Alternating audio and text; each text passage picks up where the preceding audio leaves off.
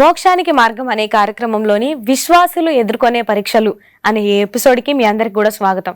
మనం అనుకుంటూ ఉంటాం కదా, ఎందుకు నాకు ఈ పరీక్షలు, నాకే ఎందుకు వస్తున్నాయి ఇవన్నీ అని అనుకుంటాం కదా. ఆ విషయాలన్నిటికీ మనం ఈరోజు సమాధానం తెలుసుకోబోతున్నాం. వాటన్నిటికీ సమాధానం మనకి తెలియజేయడానికి గాను మన మధ్యలో పాస్టర్ గారు ఉన్నారు. వాళ్ళని అడిగి మనం తెలుసుకుందాం. మన మధ్యలో పాస్టర్ మన్రాజా గారు, పాస్టర్ ఇమ్మానియల్ రాజు గారు, అలాగే పాస్టర్ లాజరస్ సైమన్ పాల్ గారు ఉన్నారు. వాళ్ళని అడిగి మనం ఈ సంగతులన్నిటికీ కూడా సమాధానాలు తెలుసుకుందాం. వాళ్ళని ఆహ్వానిస్తూ మన కార్యక్రమంలో ముందుకు వెళ్దాం. పాస్టర్ గారు, మీ అందరికి కూడా వందనాలండి. గత ఎపిసోడ్స్లో మాకు చాలా అవసరమైన ముఖ్యమైన సంగతులు మీరు మాకు తెలియజేశారు. కానీ ఈరోజు ప్రత్యేకంగా ఈ యొక్క విశ్వాసులు ఎదుర్కొనే పరీక్షలు అనే సంగతి గురించి మనం మాట్లాడబోతూ ఉన్నాం. అయితే ఈ రక్షింపబడిన విశ్వాసులు ఏ విధంగా ఉంటారో మాకు తెలియజేస్తారండి? మనం ముందుగా చూసుకున్నట్లయితే, ఎప్పుడైతే మనం రక్షించబడి ఆయనలో విశ్వాసం పొందుకొని ఆయన అంగీకరించి మనం జీవితాన్ని కొనసాగిస్తామో, ఆయన ఆజ్ఞలను అనుసరించి మనం పాటించాలి. అది ప్రతి ఒక్కళ్ళు చేయాల్సిన మొదటి పని. ఎందుకంటే ఆయన ఆజ్ఞలు అనేవి లేకపోయినట్లయితే మన జీవితానికి కట్టడలు అనేవి లేవు. అంటే మనం ఎటు వెళ్ళాలి, మనం ఏది చేస్తే తప్పు, ఏది చేస్తే మంచిదని ఆయన ఆజ్ఞలు లేకుండా మనం తెలుసుకోలేము. ఇప్పుడు ఆదాము అవ్వను తీసుకున్నప్పుడు కూడా వాళ్ళు చేసేది తప్పు అన్నట్లు తెలుస్తుంది అంటే దేవుడి ముందు ఒక ఆజ్ఞని ఇచ్చారు, మీరు ఆ ఫలాన్ని తినకూడదు, ఏదైనా తినొచ్చు. అంటే వాళ్ళకి చాలా స్వేచ్ఛ ఉంది.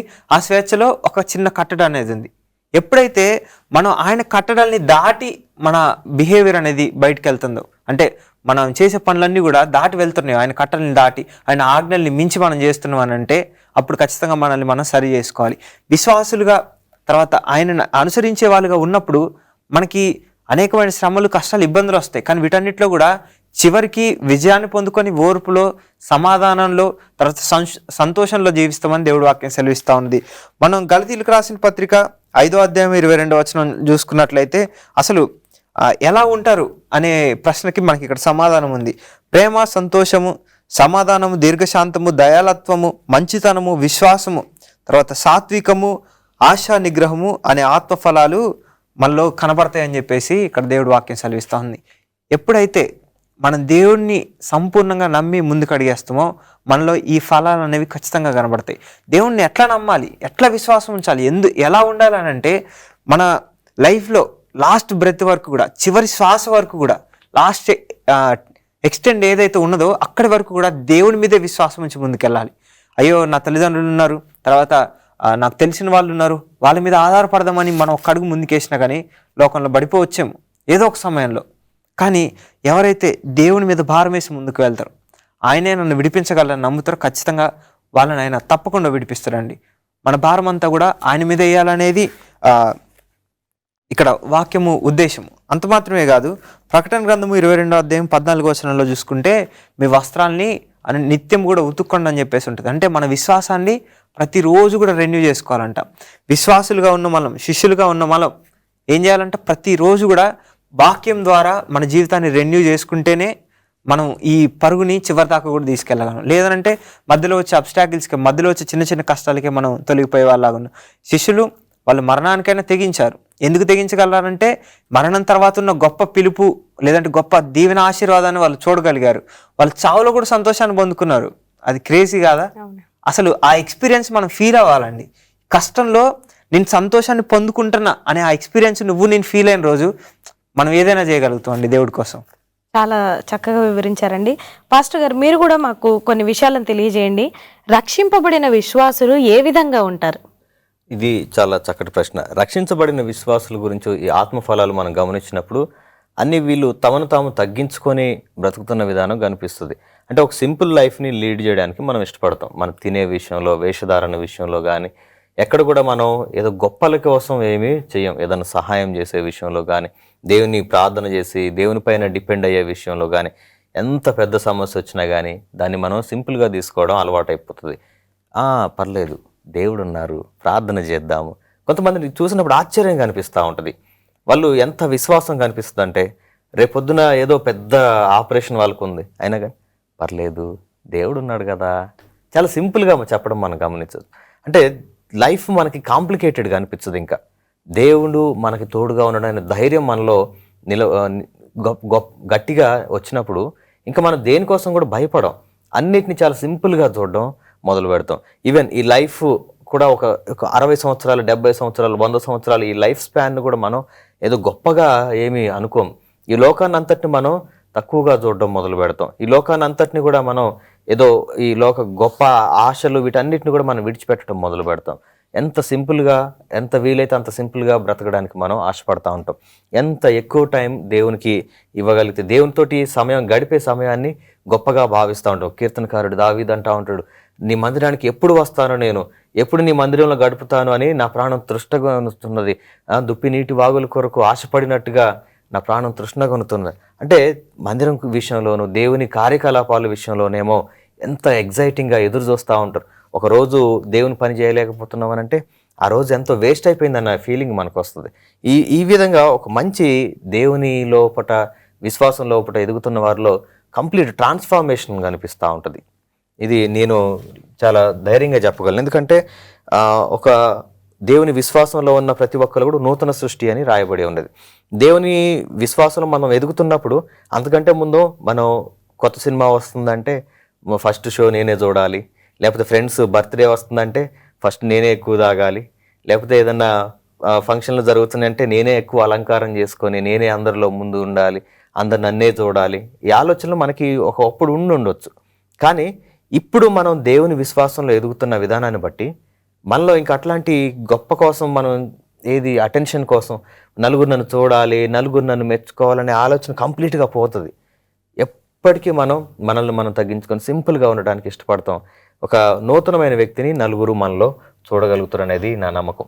చాలా చక్కగా చెప్పారండి. పాస్టర్ గారు, మీరు కూడా మరికొన్ని విషయాలు మాకు తెలియజేయాల్సిందిగా మనం చేస్తున్నాం. రక్షింపబడిన విశ్వాసులు ఎలా ఉంటారు అని మనం ఆలోచించినట్లయితే, యేసుక్రీస్తు ప్రభువు చెప్పిన మాటను ఒకసారి మనం గమనించినట్లయితే, యోహాను రాసిన సువార్త 14:1 యేసు ప్రభువు అంటాడు, విశ్వసించిన వారు కలవరపడరు.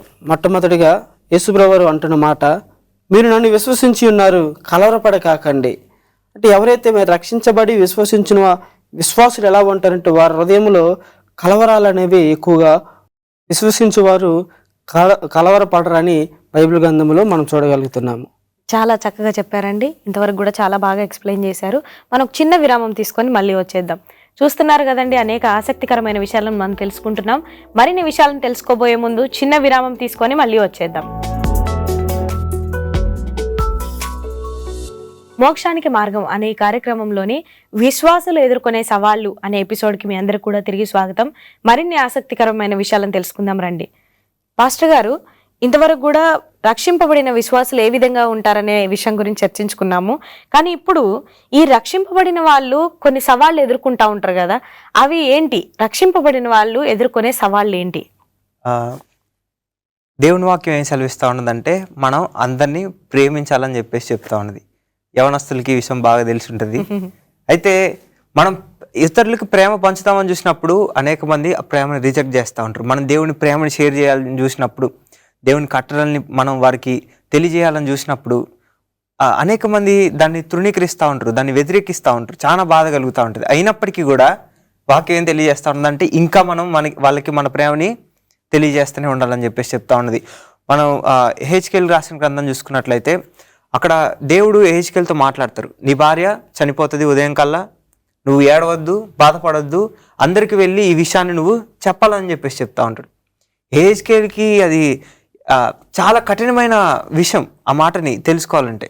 కానీ దేవుడు మనుషుల పట్ల ఎంత ప్రేమను చూపిస్తూ ఉన్నాడో తెలియజేయడానికి అక్కడ ఒక సందర్భాన్ని దేవుడు క్రియేట్ చేయడం మనం చూసుకుంటా ఉంటాం. ఇక్కడ హెచ్కేల్ గారికి అయితే ఒక విశ్వాసం ఉంది, నా భార్య చనిపోయినా మరలా పునరుద్ధానం జరిగినప్పుడు ఖచ్చితంగా లేపబడుతుంది. ఆయన ప్రవక్త కాబట్టి ఆయనకి ఖచ్చితంగా ఈ నమ్మకం ఉన్నది. కానీ ఇక్కడున్న ఇశ్రాయేలీలకు మాత్రము ఏ నమ్మకం లేదు. వాళ్ళు విచ్చడి వీడిగా తిరుగుతూ ఉన్నారు, వాళ్ళ సొంత ఆలోచనలో, సొంత పనుల్లో ఉన్నారు. కానీ ఇక్కడ హెచ్కేల్ గారికి మాత్రము చాలా కఠినమైన పరిస్థితి.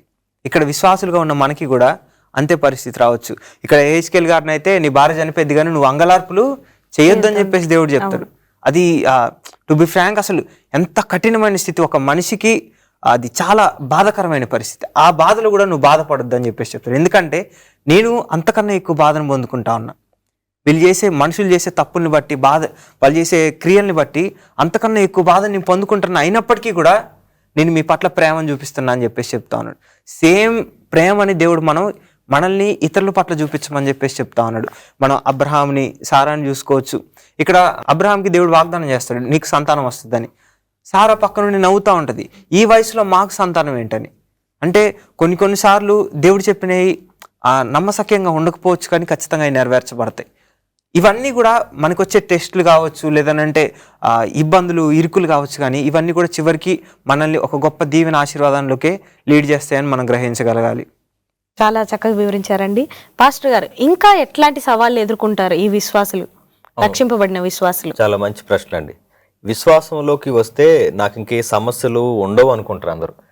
దేవుని నమ్ముకుంటే నాకు శోధనలు రావు, ఇబ్బందులు రావు, ఇంకా మొత్తం సుఖమే, ఇంకా మొత్తం సంతోషమే అనుకుంటారు. కానీ విశ్వాసంలో ఉన్నవారు కూడా చాలా సమస్యలు ఎదుర్కోవాల్సి వస్తుంది, ఇబ్బందులు ఎదుర్కోవాల్సి వస్తుంది ఖచ్చితంగా. అందుకనే మత్తయి సువార్త 5వ అధ్యాయంలో మొత్తం మనకి చెప్తా ఉంటారు, నీతి కొరకు ఆకలి దప్పులు ఎదుర్కొని వారు ధన్యులు అంటారు, నా నామము నిమిత్తము దూషించబడు వారు. అంటే దేవునికి తెలుసు, దేవుని నామము నిమిత్తం మనం దూషించబడతామని తెలుసు, దేవుని నామం నిమిత్తం మనం ఆకలి దప్పులు ఎదుర్కోవాల్సిన పరిస్థితి వస్తుందని తెలుసు, అనారోగ్య సమస్యలు ఎదుర్కోవాల్సిన పరిస్థితి వస్తుంది. శిష్యులు కూడా చాలా అనారోగ్య సమస్యలు ఎదుర్కొన్నారు, రకరకాల హింసలు ఎదుర్కొన్నారు, వాళ్ళ రాళ్లతోటి కొట్టారు. యేసుక్రీస్తు స్వయంగా యేసుక్రీస్తే శ్రమలు అనుభవించాల్సిన పరిస్థితి వచ్చింది. ఎందుకనంటే నీతి నిమిత్తం, నీతి కోసం నిలబడితే ఖచ్చితంగా శ్రమలు, శోధనలు, ఇబ్బందులు ఎదుర్కోవాల్సి వస్తుంది. రకరకాలుగా మనల్ని హింసించాలని, హేళన చేయాలని కూడా చూస్తూ ఉంటారు జనాలు. మనం సబ్బాతు రోజు గురించి గమనించామనుకోండి, సబ్బాతు రోజు ప్రార్థనకు మనం వెళ్తూ ఉంటే మనం ఎన్నో రకాల హేళన ఎదుర్కొంటూ ఉంటాం. అది న్యాయమైన పద్ధతి అని తెలుసు, అది దేవుని నీతి అని తెలుసు, దేవుని ఆజ్ఞ అని మనకు తెలుసు.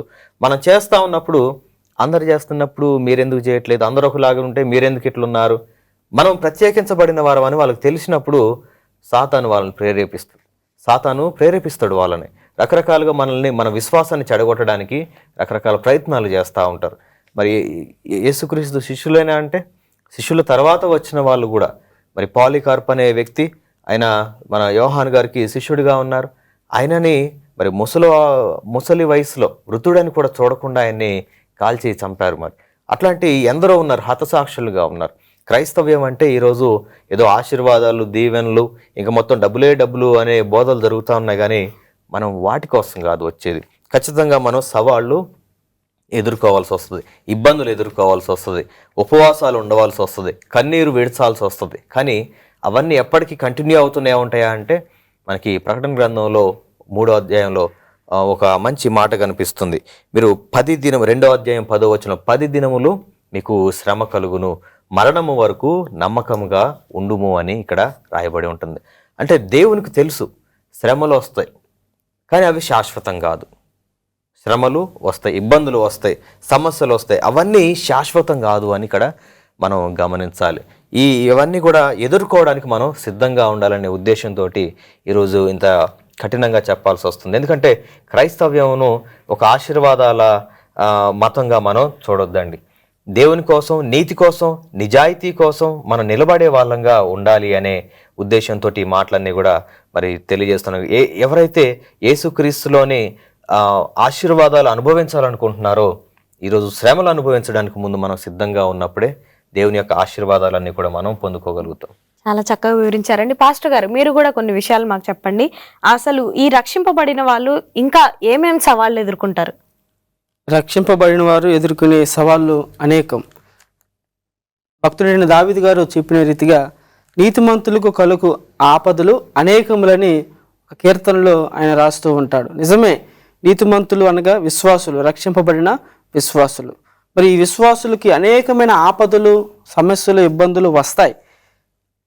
వాటి పక్కనే దేవుని యొక్క వాగ్దానం కూడా ఉన్నదనే సత్యాన్ని మనం ఇప్పుడు కూడా మర్చిపోకూడదు. ఈ ఆపదలు, ఇబ్బందులు, కష్టాలు, నష్టాలు, వ్యాధులు, బాధలు వస్తాయి, కానీ వాటి పక్కనే దేవుడు ఆశీర్వాదాలు, ఆయన వాగ్దానాలు కూడా వచ్చి ఉన్నాడు.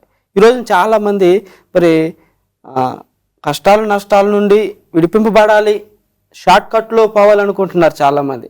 కానీ దేవుడు షార్ట్ కట్లో కాదు, దేవుడు నడిపించే మార్గంలో నడిస్తే దేవుడు తన పక్కనే మనకి ఆశీర్వాదాల దీవెనలు దాచి ఉంచాడు. మనం ఇశ్రాయేలు ప్రజల గురించి ఒకసారి ఆలోచన చేస్తే, మరి ఇశ్రాయేలు ప్రజలు 40 సంవత్సరాలు వారి అరణ్యంలో గుండా దేవుడు వారిని నడిపించాడు. ఎలా నడిపించాడు? బాధలతోనేనా? కష్టాలతోనేనా, ఎరుకులతోనేనా? కాదు. 40 దినాలు 40 సంవత్సరాలు అరణ్యములు నడుస్తున్నా కానీ దేవుడు వారి యొక్క అంగీని ఏమాత్రం కూడా పాతగిల్లకుండా దేవుడు నడిపించాడు.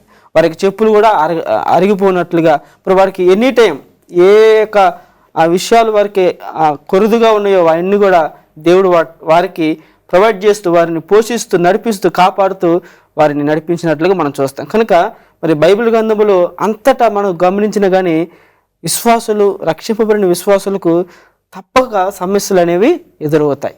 ఎదురైనంత మాత్రం మన దేవుడు చేతకాని దేవుడు కాదు. మన దేవుడు బలం లేనివాడు, జ్ఞానం లేనివాడు కాదు.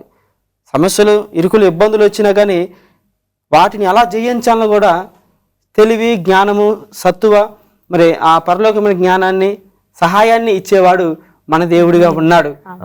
కనుక ఈ బైబిల్ గ్రంథంలో సవాలు జయించిన వారికే దేవుడు నీతి కిరీటం ఇస్తానన్నాడు కదా.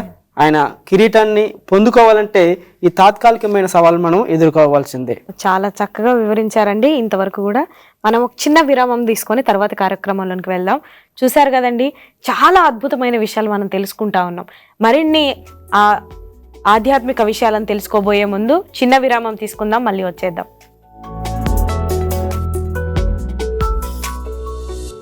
మోక్షానికి మార్గం అనే కార్యక్రమంలోని విశ్వాసులు ఎదుర్కొనే సవాళ్లు అనే ఎపిసోడ్కి మీ అందరికీ కూడా తిరిగి స్వాగతం. మరిన్ని ఆధ్యాత్మిక విషయాలను మనం తెలుసుకుందాం రండి. పాస్టర్ గారు, ఇప్పటి వరకు కూడా విశ్వాసులు అంటే ఎలా ఉంటారు, వాళ్ళు ఎదుర్కొనే సవాళ్ళు ఏంటి అనే విషయాలను చాలా చక్కగా మీరు ముగ్గురు వివరించారు. అయితే ఇప్పుడు ఆ విశ్వాసులు ఎదుర్కొనే సవాళ్ళు వాళ్ళు ఎదుర్కొన్న తర్వాత వాళ్ళకు వచ్చే ఫలితం ఏంటి మీరు మాకు చెప్తారా? ఖచ్చితంగా సవాలు ఎదుర్కొన్నప్పుడు ఖచ్చితంగా ఫలితం ఉంటుంది. ఎందుకంటే ఒక యుద్ధంలో మనం ఉన్నాం, ఒక పోరాటంలో మనం ఉన్నాం. అది జయించిన తర్వాత ఖచ్చితంగా మనకి బహుమానం పొందుకునే అర్హత మనకున్నది.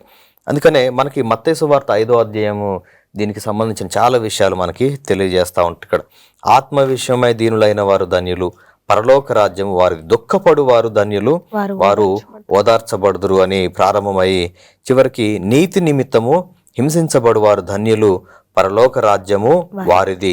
నా నిమిత్తము జనులు మిమ్మల్ని నిందించి హింసించి మీ మీద అబద్ధముగా చెడ్డ మాటలు ఎలా పలుకున్నప్పుడు మీరు ధన్యులు, సంతోషించి ఆనందించుడి, పరలోకమందు మీ ఫలము అధికమగును అని ఇక్కడ రాయబడి ఉన్నది. అయితే ఇది మనకు జరుగుతుందా అంటే ఇంకేముంది, 12వ వచనం చివరి భాగంలో ఇలాగున వారు మీకు పూర్వం ముందుండిన ప్రవక్తలను కూడా హింసించిరి అని ఉంది. ప్రవక్తలు వారి కాలంలో, ఇప్పుడు మన ఏలియా ప్రవక్తను గురించి చూద్దాం.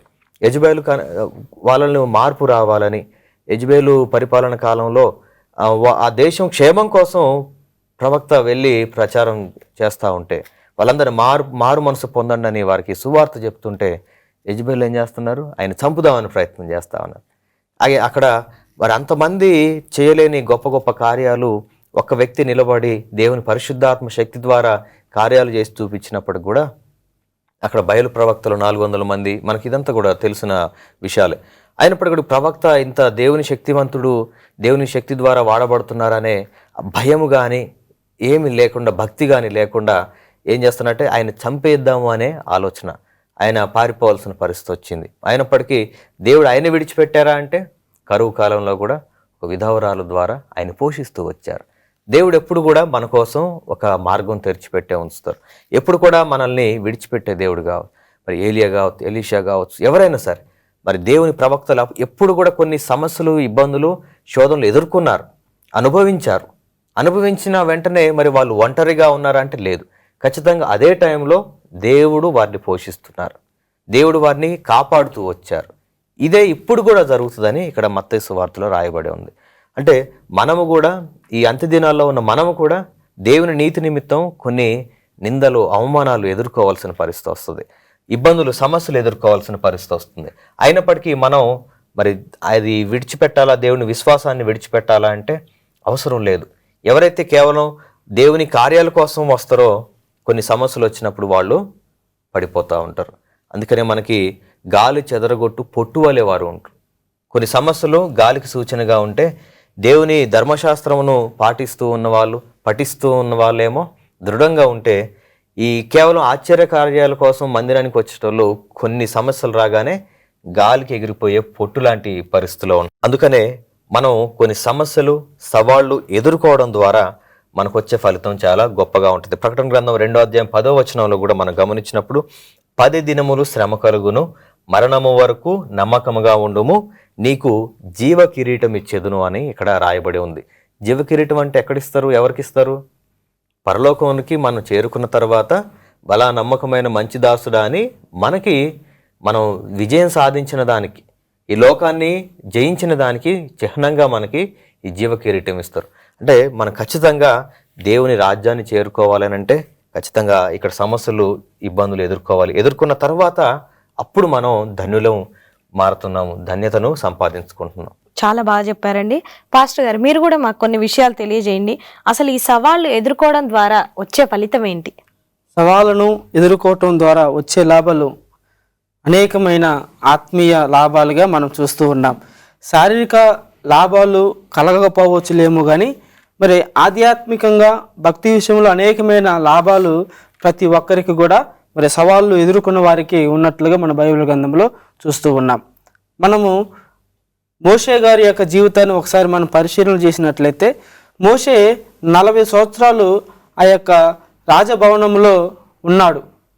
40 సంవత్సరాల తర్వాత దేవుని యొక్క చిత్త మేరకు అతడు మరి ఆ యొక్క ఫరోను, ఆ యొక్క రాజ్యాన్ని విడిచి పారిపోవాల్సిన ఆ యొక్క సందర్భం, పరిస్థితి ఆయనకి కలిగింది. అప్పుడు అనేకమైన సవాళ్ళు ఎదుర్కొన్నాడు. అంతవరకు మిత్రులుగా ఉన్నవారు, అంతవరకు పెంచినవారు, అంతవరకు పోషించిన వారు ఒకేసారిగా అతడికి విరోధంగా మారిపోయారు. అక్కడి నుంచి కూడా మరి మోషే వారి జీవితంలో అనేకమైన సవాళ్ళు ఎదుర్కొంటూ వచ్చాడు.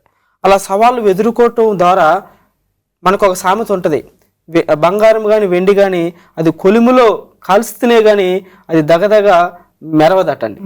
అలాగని మనకు కూడా క్రైస్తవులకు, రక్షింపబడిన విశ్వాసులు ఇటువంటి సమస్యలు రాకపోతే వారి విశ్వాసము గట్టిదా ఒట్టిదా అనేది తేల్చబడదు.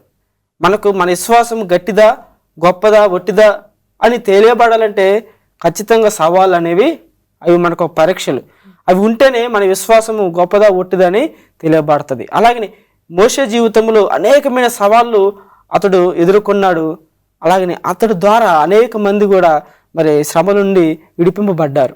లాభం ఏమిటంటే ఈరోజు మనం సవాళ్ళు ఎదుర్కోవటం ద్వారా మనము విడిపింపబడతాం, మన ద్వారా అనేక మంది కూడా విడిపించబడతారు. మనము దీవించబడతాం, మన ద్వారా అనేక మంది ఆశీర్వదించబడతారు, దీవించబడతారు అనేది అనేకమైన వాక్యాలు మన బైబిల్ గ్రంథంలో చూడగలుగుతున్నాం.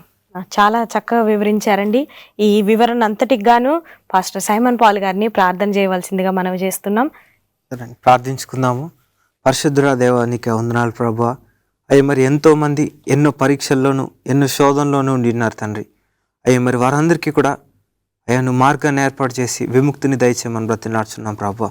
అయ్యా మరి ఈ సమయం ముందు ఎవరైతే వీక్షిస్తున్నారో, వారు కన్నీటితో ఉన్నారో, బాధల్లో ఉన్నారో, శ్రమల్లో ఉన్నారో, ఇబ్బందులు ఇరుకుల్లో ఉన్నారో, అయ్యా బయటికి రాలేని పరిస్థితిలో ఉన్నామని వారు అనుకుంటున్నారు తండ్రి. అయ్యా యేసుక్రీస్తు అనే ఒక మార్గం ఉన్నది. అయ్యా ఆ మార్గం ద్వారా వారిని విడిపించి సమస్త మహిమ ఘనత మీరే పొందమని, అయ్యా నీలో ఇంకను మాకు అభివృద్ధిని కలుగు చేయమని యేసుక్రీస్తు పరిశుద్ధ నామంలో బ్రతిమలాడి వేడుకుంటున్నాం తండ్రి. చాలా చక్కగా వివరించినందుకు మీ ముగ్గురు కూడా ప్రత్యేకమైన వందనాలండి. చూశారు కదండి, ఎంతో చక్కగా అద్భుతమైన విషయాలను మనం తెలుసుకున్నాం. విశ్వాసులకు సవాళ్ళు, పరీక్షలు అనేవి వస్తూనే ఉంటాయి. కానీ వాటన్నిటిలో నుండి మనల్ని బయటికి తీసుకురాగలిగిన గొప్ప సమర్థుడు మన దేవుడు. ఆ తర్వాత తీసుకొచ్చి మనల్ని అలాగే వదిలేరండి. ఖచ్చితంగా ఆ సవాళ్లను మనం గెలిచినప్పుడు మనందరికీ బహుమతిగా నిత్య జీవాన్ని, జీవ కిరీటాన్ని ఇవ్వడానికి మన దేవుడు సిద్ధంగా ఉన్నారు. ఆ నిత్య జీవాన్ని, జీవ కిరీటాన్ని పొందుకోవడానికి మనం కూడా సిద్ధపడి ఉండాలని మీ అందరికి కూడా మనవి చేస్తున్నాను. మరిన్ని ఆశ్చర్యకరమైన, అద్భుతమైన విషయాలను మనం తెలుసుకోవడానికి గాను వేచి ఉండండి, చూస్తూనే ఉండండి మోక్షానికి మార్గం అనే ఈ ప్రోగ్రామ్ని.